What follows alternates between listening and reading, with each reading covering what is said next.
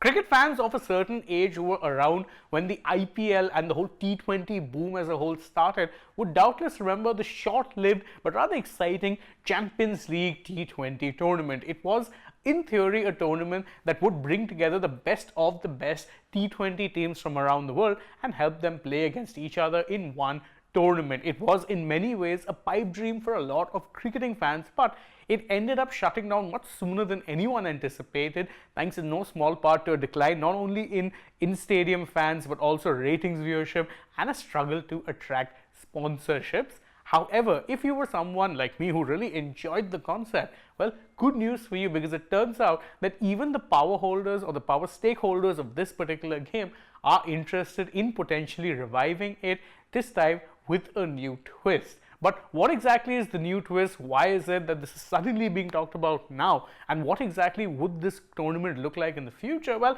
that's what we'll be discussing in this particular video. First off, it is worth noting the quotes have come from someone who's not directly affiliated, let's say, with any of the big boards, but it comes from a man who is the CEO of Cricket Victoria, one of the state boards in Australia. Yet what he said is pretty interesting, to put it politely.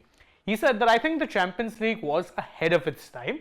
I know there's active conversations between Cricket Australia, the England Cricket Board and the BCCI about it. Big revelation indeed. He said that he knows that there are active conversations among the big three boards of the world of cricket taking place about this particular tournament. And in a rather interesting twist, he suggested that potentially the first CL T20 that could be played when it is revived, if or when it is revived, could very well be a women's tournament. How so? Well, he said it may be that the first iteration of the Champions League will be of the women. So teams taking part in the WPL, the 100 and the Women's Big Bash League will potentially be taking part. And I have to say that is a very exciting idea and could potentially provide a major boost for women's cricket, because again, it will be combining the fan bases of three of the biggest and most powerful and financially successful nations in the world of cricket. You have that much money being pumped into it from all three members of the big three, and you have a cricketing tournament that could potentially, let's say, garner new fan bases and take the sport to a whole new level. But of course, this isn't the only, let's say, iteration. There will, of course, be plans, as it was originally, to have a men's tournament and in fact to try and make it bigger than what it was, because at one point it did very much seem to be like IPL teams playing versus a few teams against the world. At one point you'd have 4 IPL teams participating in the CL T20, which made no sense given it was a 10-team tournament. So that is also one of the reasons why it perhaps lost its appeal, but all hope is not lost in that regard.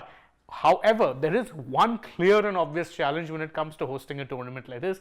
When exactly do you find the time in the cricket calendar? And that is something that Cummins also acknowledges. He said it's just about finding a window in the FTP or the Future Tours program.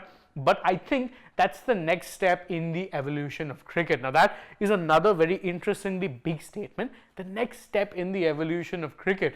Many people have been saying or have been expressing worry about the fact that the sport of cricket is very much in a club versus country sort of a dilemma, and the fact that one of the power holders or stakeholders in one of the top boards of the game is saying that a CL T20 could be the next evolution shows that they know where exactly it is that they see the next big money coming from. They see it potentially from the CL T20, and it's easy to understand why. But before we get into the reasons for that, let's just talk about, and a bit of a refresher for those of you who weren't familiar with the concept of the CL T20.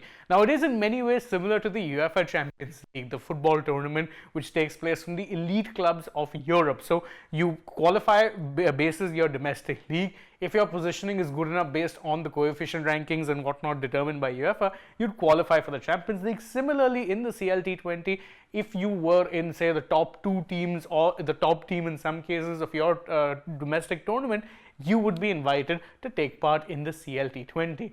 It was in many ways seen as a cup for the best T20 teams in the world, and that's exactly what it was. In fact, you'd be surprised to know that a lot of future superstars of the IPL first made their name in the CL T20. Examples You had a Kieran Pollard who first made an impact with Trinidad and Tobago. The same can be said of a Sunil Narayan a year before he was signed by Kolkata Knight Riders. So there are plenty of players who use the CL T20 as, let's say, a springboard for superstardom. It ran for about 5 years, 2009 to 14, but at that point in time, it came just about a year after the IPL. Remember, the IPL came in 2008, 2009, just after the second edition of the IPL is when the first edition of the CL T20 was played. And that also is something that many people will rightfully point out and say that it is just a case of it being ahead of its time.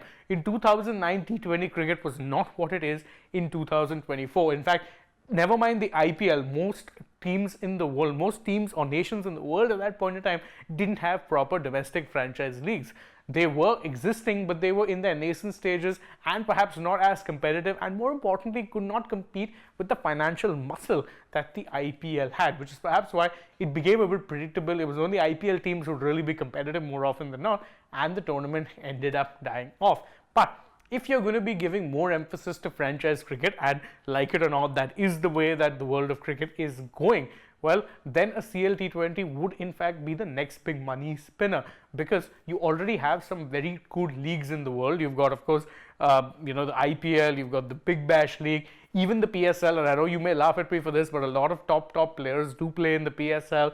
The Lanka Premier League is probably a few levels down, but again, a competitive league nevertheless. You've also got leagues now, the SA20, you've got the ILT20, there's plenty of leagues. Now imagine a tournament where all of these nations' best teams will be playing together.